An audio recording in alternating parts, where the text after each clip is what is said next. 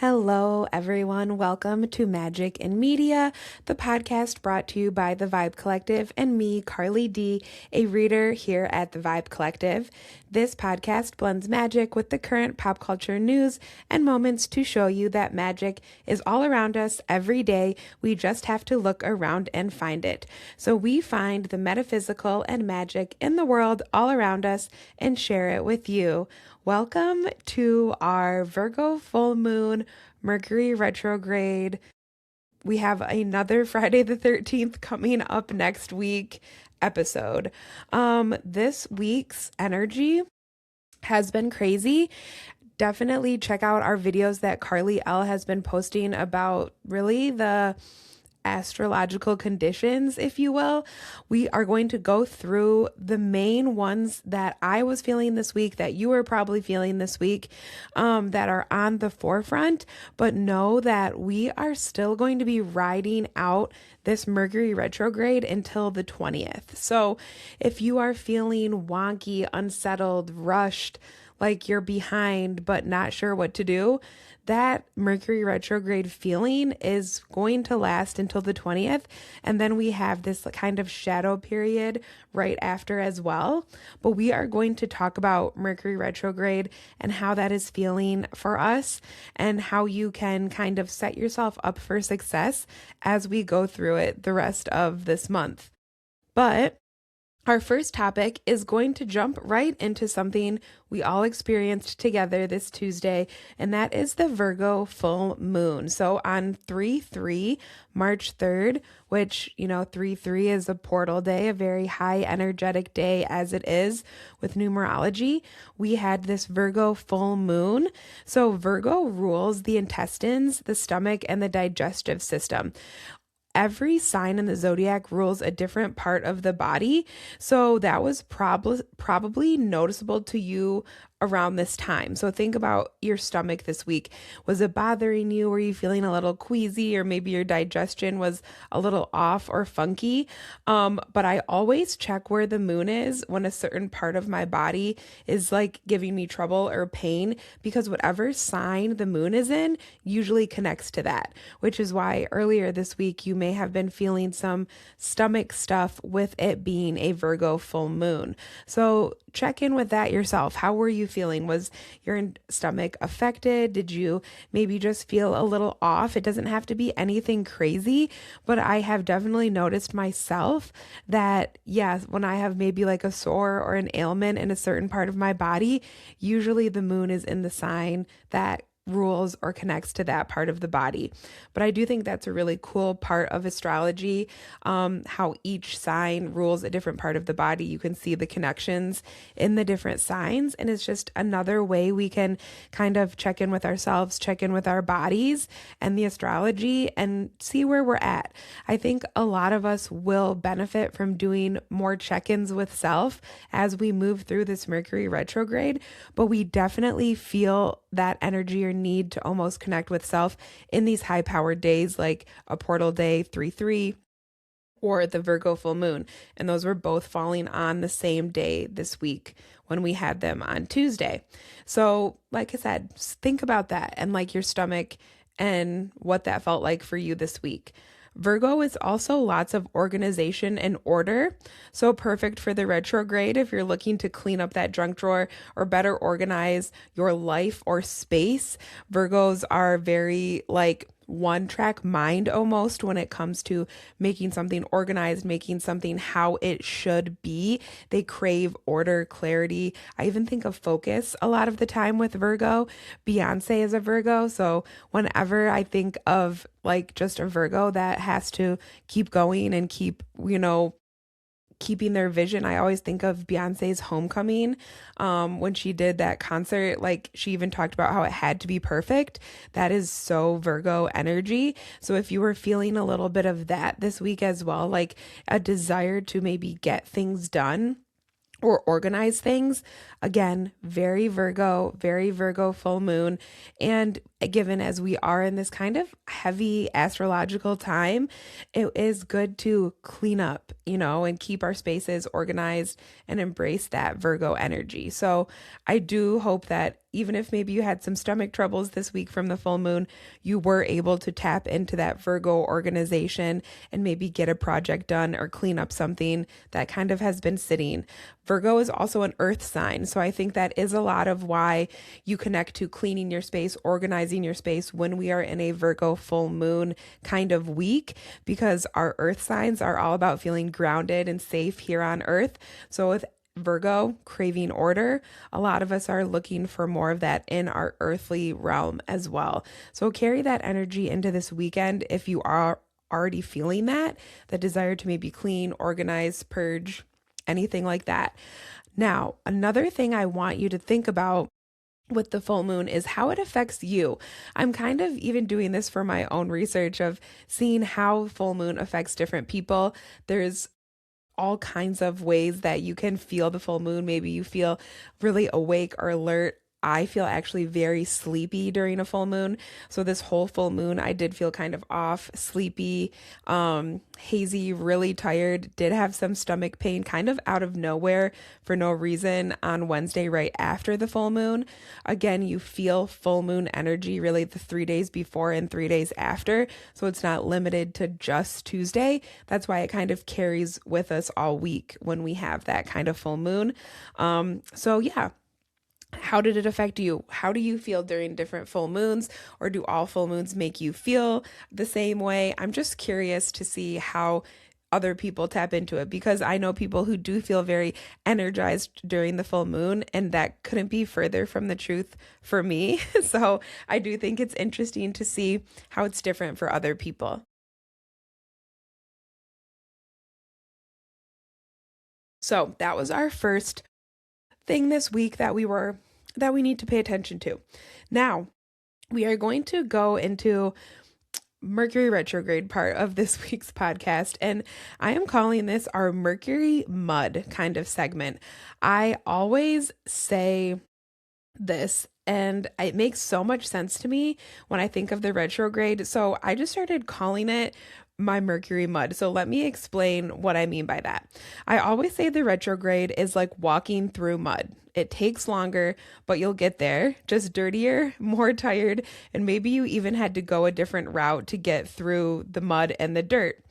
And yesterday, in the midst of a Mercury retrograde and all this energy, I just have to tell you, I was moving through the mud, moving slowly through the mud of the Mercury retrograde yesterday. So I literally just started calling all the, oh my gosh, that's so Mercury retrograde stuff that was happening to me, my Mercury mud. So some examples I had from yesterday were small, but they're just noticeable enough where you are like, this is so Mercury retrograde. This doesn't normally happen. This is like the Mercury mud that I have to sift through today. So some examples were, yesterday, I had to go get more cat food for my cats, and the usual store right by me didn't have the cat food that my cats like, of course. So I had to drive in the pouring rain, because it rained all day yesterday, to the farther, like miles away pet store to get the kind of pet food that they eat. So just that even, right? Like, of course, the normal place I go to doesn't have it. So I need to drive now further, very Mercury retrograde, right? To have to go further, go longer, use a different route, do something different. Then I had to drive further to another store. And of course, the rain is honestly just like, of course, like you just want to go home, but it's pouring rain. I'm driving to the further store. I finally get to the pet store. I get my cat's food. They luckily had the kind that my cats like at the further away pet store. And as I was getting ready to pull out and leave the parking lot, a big bus pulled in right behind me and blocked me in to my spot. And at that point, I just literally accepted it. I was like, Mercury, you win. I am going to slow down right now.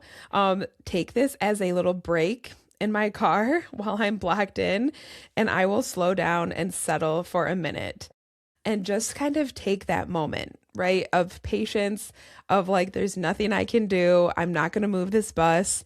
They're going to take their time letting like these people get in.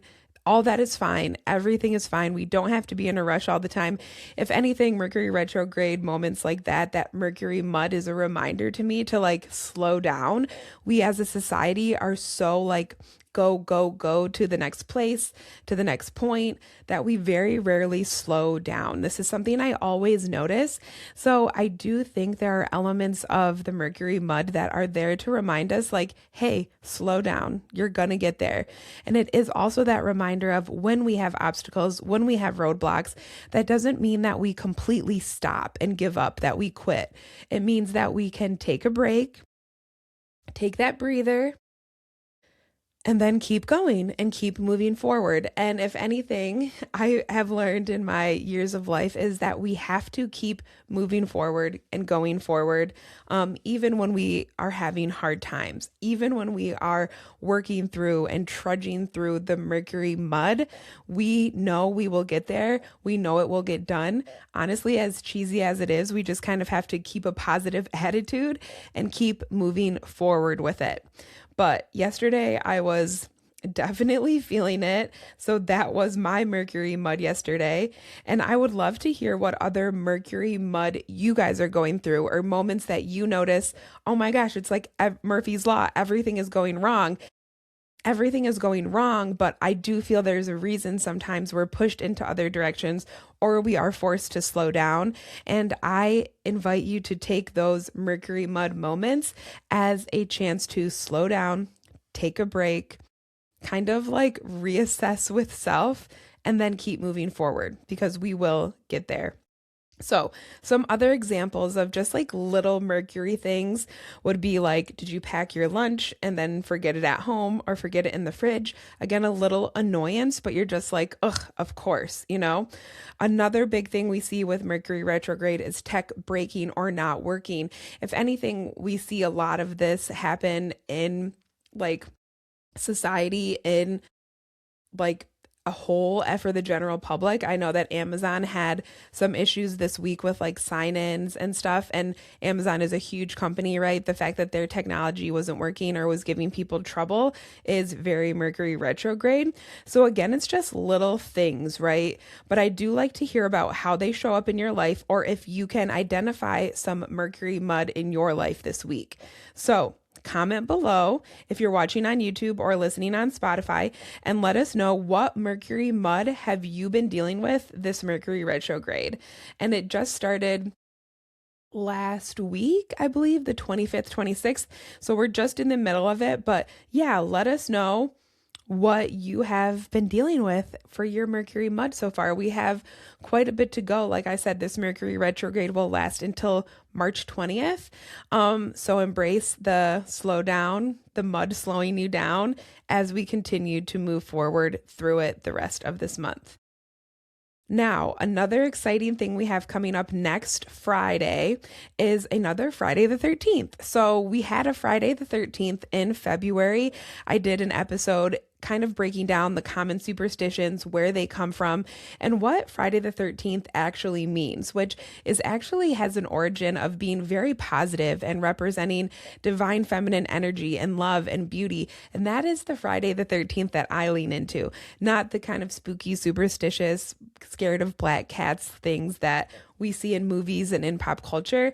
It is a day of beauty, of love, of connection, and that is how we choose to celebrate it. So if you want to know more about just the kind of that origin of Friday the 13th, definitely go back and check my episode from February. It would have been like the first or second week of February, and you can hear about the superstitions, where they come from, and all that kind of stuff. But this March, we are so blessed to have another Friday the 13th. I actually think of them as very fun, very exciting, and a day of like love, beauty, and that divine feminine energy. So as we talked about the superstitions and set the record straight, we also want to talk about some beautiful things you can do on Friday the 13th to connect to the love and and beauty around you. So a reminder that Friday is ruled by Venus, and Venus is the goddess of love and beauty. So again, that is what we are going to focus on tapping into when we have another Friday the 13th next Friday in March. So here are a few things or rituals you can work into your day next Friday, the 13th, to embrace that love and beauty. Number one, date night. This is very commonly brought up about Friday the 13th. Why do you think Friday is kind of known for date night or the night to dress up and go out? So if you want to just take that straightforward, tip right there, have a date night on Friday the 13th. Get dressed up, do your hair, do your makeup, spray on some nice perfume, and go out with your love. Or maybe you're single, you want to take yourself out, you want to have a girls' night, connect to that divine feminine energy, very Three of Cups in the tarot. But go out, dress up. And when I say dress up, put on a dress you really like. Maybe it might seem a little much for you sometimes, or it's not that casual, but really dress up and enjoy it so you can tap into that beauty aspect of it and do it for you. Put on an outfit or a dress that you really like, that makes you feel really beautiful. Another tip, indulge in a beauty treatment. Extra Venus energy if you include rose or rose quartz in it, fresh flowers or pink Himalayan salt for cleansing, but just indulge in the care of yourself. So if you want to be fancy, you could, of course, plan a spa day, maybe get your nails done or have a facial, but you can definitely treat yourself at home, right? Take a salt bath, or maybe just use some rose soap, put some roses in a bath at home, just something to indulge in and really let that beauty treatment work on you physically and spiritually. And just reminding yourself that you are worthy of this time to slow down, take care of yourself, and show yourself love. Another ritual that you can incorporate into your Friday the 13th would be to stand in front of a mirror. And if you're feeling very witchy, maybe even light a candle while you do this, or hold a crystal or put a crystal near your candle and repeat affirmations in the mirror to yourself. So some affirmations that you could use for this, stand in front of a mirror and look at yourself and say these affirmations. One would be, I radiate beauty and confidence. A second affirmation would be, my energy attracts love and admiration. A third could be, my glow is magnetic. And really creating your own affirmation can be really fun too. Think about what you want to bring into your life or how you want to feel, and repeat that in the mirror to yourself. And just, again, showing yourself love, connecting with yourself, and making it a little extra special by maybe having that candle burning and let it continue to burn through the night, just to remind you of those affirmations, of those things that we want to work towards or be reminded of. You could also do this ritual, this mirror ritual, in your car mirror if you're on the go. Remember, magic and rituals don't always have to be clean and candles and a beautiful setup and music playing in the background. It can just be saying affirmations to yourself in the car. It doesn't have to be anything crazy. If you want it to be crazy, if you have the time to set up a beautiful altar and play music and burn incense and candles, that is amazing. And I'm totally go for it. Embrace that kind of ritual. But if you also are working that day or dropping your kids off at daycare and you're all over the place and you're like, there's no way I have time to light a candle and say stuff to myself in the mirror at home, maybe just take a moment, a literal 60-second minute to say those affirmations to yourself in the car mirror before you go to work or before you get out of the car, because these little things do add up when we are taking care of ourselves and tapping into that spirituality and that mindfulness. I often recommend meditating in the car too. It doesn't have to be in a meditation center or a yoga studio to meditate. You can meditate anywhere. That's kind of the point, right? All you need is your breath, and you always have your breath with you.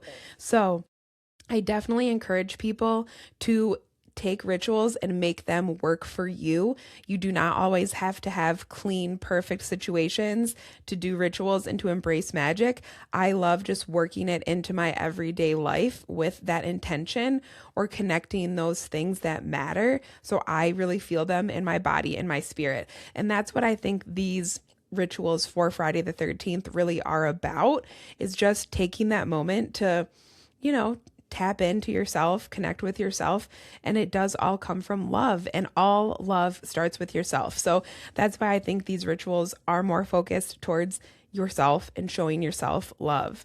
So I highly recommend saying the stuff in the mirror, because it is just a very simple way to ground and remind yourself of who you are. Another thing you can do on Friday the 13th is bless or charge your perfume or your body spray by placing crystals next to it, especially with the energy that you want to carry. So you could place carnelian by your perfume if you wanted more confidence, or you could put amethyst there if you wanted more peace. Rose quartz would be great for love, and citrine would be wonderful for money and power.